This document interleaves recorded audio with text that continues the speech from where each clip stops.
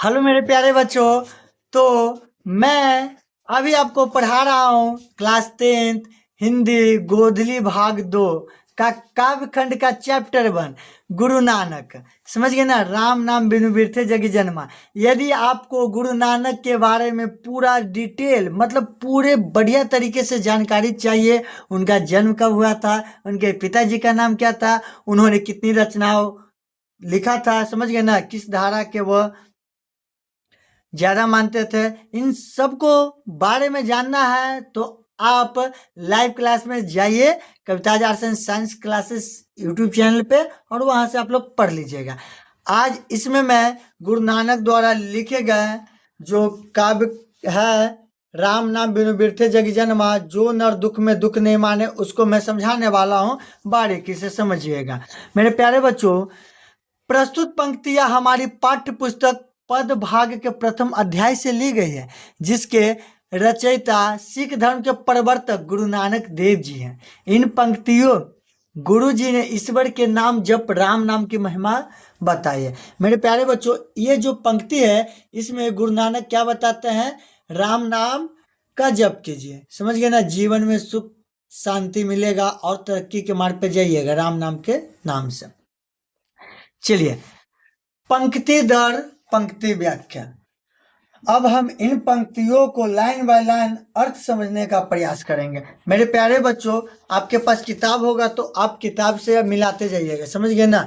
आपके पास किताब होगा तो आप इन सभी पंक्तियों को मिलाते जाइएगा। राम नाम बिनु बिरथे जगी जन्मा, भिखु खावे भिखु बोल, बिनु नावे नी फलू मोटी भ्रमना। चलिए समझिएगा, राम नाम बिनु बिरथे जगी जन्मा, इसका अर्थ है गुरु नानक जी कहते हैं कि जिस व्यक्ति ने इस संसार में जन्म लेकर भगवान राम के नाम का स्मरण नहीं किया, उसका इस जगत में जन्म लेना व्यर्थ यानी बेकार है। मेरे प्यारे बच्चों, दूसरा पंक्ति का अर्थ हम लोग जानेंगे। क्या है दूसरा पंक्ति, भिखु खावे भिखु बोले, बिनु नावे नहीं फलू मटी भ्रमना। इसका अर्थ है मेरे प्यारे बच्चों, राम के नाम के बिना मनुष्य जो कुछ खाता है वह विष के समान है। राम के नाम के बिना मनुष्य जो कुछ भी खाता है वह जहर के समान है, और जो बोलता है वह भी विष के समान है, विष यानी जहर के समान है। इसीलिए बिना नाम जप के उसकी सारी क्रियाएं निष्फल हो जाती है और वह माया मोह के भ्रम में भटकता रहता है, याद रखिएगा। इसलिए राम नाम का जप करना बहुत ही जरूरी है मेरे प्यारे बच्चों। अब हम लोग आगे देखते हैं, ठीक है। अब हम लोग आगे बढ़ेंगे मेरे प्यारे बच्चों, तीसरा लाइन की ओर। क्या है, पुस्तक पाठ व्याकरण बखाने, पुस्तक पाठ व्याकरण बखाने, पुस्तक पाठ व्याकरण बखाने संध्या कर्म, बखाने संध्या कर्म निकाल करे। इसका अर्थ क्या है समझिएगा। लोग शास्त्रों पुराणों और व्याकरण का बखान करते हैं, तीनों समय संध्या कर्म कांड या पूजा करते हैं, लेकिन बिना सच्चे हृदय से नाम लिए ये सब ऊपरी दिखावा मात्र है। गुरु नानक जी कहते हैं ये सब दिखावा मत कीजिए, समझ गए ना। अपने सच्चे मन और दिल से भगवान की आराधना कीजिए। चौथा क्या है मेरे प्यारे बच्चों, बिन गुर शब्द मुक्ति कहा प्राणी, राम नाम बिनु अरुझि मरे। बिन गुर बर मुक्ति कहा प्राणी, राम नाम बिनु अरुझि मरे। इसका अर्थ है मेरे प्यारे बच्चों, गुरु के उपदेश यानी गुरु के शब्द के बिना प्राणी को मुक्ति नहीं मिल सकते। राम के नाम का जाप किए बिना मनुष्य संसार के माया जाल में उलझकर मर जाता है। इसीलिए भाई माया जाल में उलझकर आप मरना नहीं चाहते हैं तो डेली सुबह शाम रात हर समय राम नाम का जप कीजिए, समझ गए ना। पांचवा, दंड कमंडल शिखा सुत धोती, तीर्थ गवनु अति भ्रमनु करे। इसका अर्थ है मेरे प्यारे बच्चों, लोग बाहरी दिखावे के लिए हाथ में डंडा, कमंडल, आ सिर में चोट, शिखा, आ जनेऊ मतलब सूत और धोती धारण करते हैं तथा तीर्थ यात्राओं पे भटकते रहते हैं।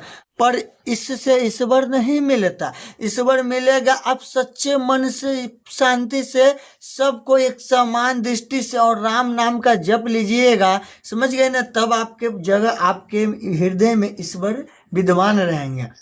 लोग बाहरी दिखावा के लिए हाथ में डंडा कमंडल लेके गांव गांव घूमते हैं, तीर्थ यात्रा पे घूमते हैं, भस्म लगा लेते हैं, जनेऊ पहन लेते हैं और वे सोचते हैं कि मुझे ईश्वर मिल जाए। तो ऐसा संभव नहीं है मेरे प्यारे बच्चों, ठीक है। छठा क्या है, राम नाम बिनु शांति न आवे, जपी हरि हरि नाम सुपारी पड़े। इसका अर्थ है मेरे प्यारे बच्चों, राम नाम के बिना मन को शांति नहीं मिलती।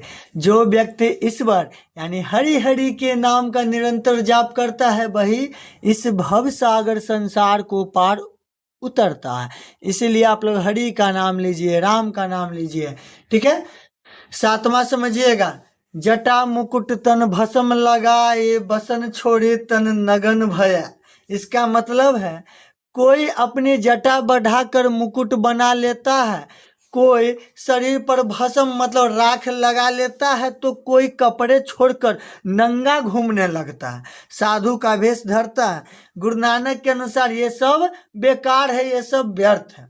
आठवां, जेते जिया जंत जल थल, महियल जत तत्र तू सरब जिया। मतलब जल थल और आकाश में जितने भी जीव जंतु हैं उन सब में हे ईश्वर आप ही निवास करते हैं। यानी ईश्वर कण कण में व्याप्त है, कण कण में हरि, क्षण क्षण में हरि। समझ गए ना, हरि सब जगह है मेरे प्यारे बच्चों। नौमा, गुरु प्रसादे राखिले जन को, हरि रस नानक झोली पिया। इसका मतलब है गुरु नानक जी कहते हैं कि जिस पर गुरु की कृपा प्रसाद हो जाती है वह इस सत्य को जान लेता है। नानक ने भी ईश्वर की भक्ति का रस मतलब हरि रस भी भरकर पी लिया है और वे इसमें लीन है। मुख्य भाव परीक्षा के लिए याद रखिएगा, इस पद के माध्यम से कवि ने ब्रह्मा बाहरी आडम्बरो, ठीक है ना, बाह्य आडम्बरो मतलब दिखावे की पूजा का विरोध किया है। इसमें कवि जो दिखावे की पूजा का विरोध किया है और सच्चे हृदय से नाम स्मरण को ही मोक्ष का एकमात्र मार्ग बताया। मेरे प्यारे बच्चों, यह पार्ट 2 वीडियो था, इसमें बस इसी का अर्थ रहेगा, राम नाम बिनु बिरथे जग जन्मा। अगले में मैं मिलूंगा, जो नर दुख में दुख नहीं माने। ठीक है मेरे प्यारे बच्चों।